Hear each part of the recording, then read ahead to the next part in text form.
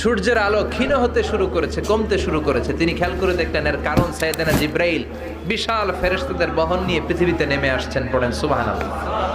এসে বললেন, ইয়া রাসূলুল্লাহ, আমি 1,40,000 ফেরেশতা নিয়ে নেমে এসেছি। আপনি কি জানেন না, ঠিক একটু আগে মদিনাতে আপনার এক প্রিয় সাহাবা, তার নাম হচ্ছে মুআবিয়া ইবনে মুআবিয়া আল মুজানি, একটু আগে শেষ নিঃশ্বাস ত্যাগ করেছে। বিশ্বনবী বললেন, ইন্না লিল্লাহি ওয়া ইন্না ইলাইহি রাজিউন। সাইয়েদনা জিব্রাইল বললেন, ও নবী, আপনি কি আপনার প্রাণের সাহাবীর জন্য গায়েবানা জানাজা পড়বেন না? বিশ্বনবী বললেন, অবশ্যই পড়ব। সাহাবীদের মধ্যে ঘোষণা দিলেন, ও সাহাবারা, তোমাদের ভাই মুআবিয়া ইবনে মুআবিয়া আল মুজানি কিছুক্ষণ আগে মদিনাতে ইন্তেকাল করেছে। সবাই বাইরে বের হয়ে আসো, এই মাত্র আমরা এই মুহূর্তে আমরা গায়েবানা জানাজা পড়ব। বিশ্বনবী প্রথম কাতারে দাঁড়ালেন, হাজার হাজার সাহাবারা লাইন ধরে দাঁড়ালো।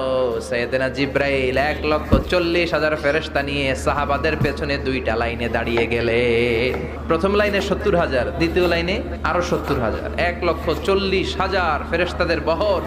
আর সাহাবারা মিলে আল্লাহু আকবার বলে গায়েবানা জানাজা শুরু করলেন। নামাজ শেষ। বিশ্বনবী তো অবাক, ঘটনা কি? কোন সাহাবীর গায়েবানা জানাজায় তো ফেরেশতা নামে না আকাশের উপর থেকে। বিশ্বনবী জিজ্ঞেস করলেন, জিব্রাইল, কোন সাহাবীর গায়েবানা জানাজায় তোমরা আকাশ থেকে এত ফেরেশতার বহর নিয়ে নামো নাই? কি এমন আমল করেছে আমার মুআবিয়া?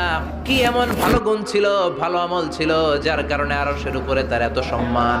সাইয়েদনা জিব্রাইল বললেন, নবী, তেমন কোনো বড় আমল নয়, ছোট্ট একটা আমল, কিন্তু আমলটারে ভালোবেসেছে কে? আপনার এই প্রিয় সাহাবী হাঁটতে বসতে চলতে ফিরিতে সব সময় পড়তো, কুল হুয়াল্লাহু আহাদ আল্লাহুস সামাদ লাম ইয়ালিদ ওয়া লাম ইউলাদ ওয়া লাম ইয়াকুল লাহু কুফুয়ান আহাদ। পড়েন আল্লাহু আকবার।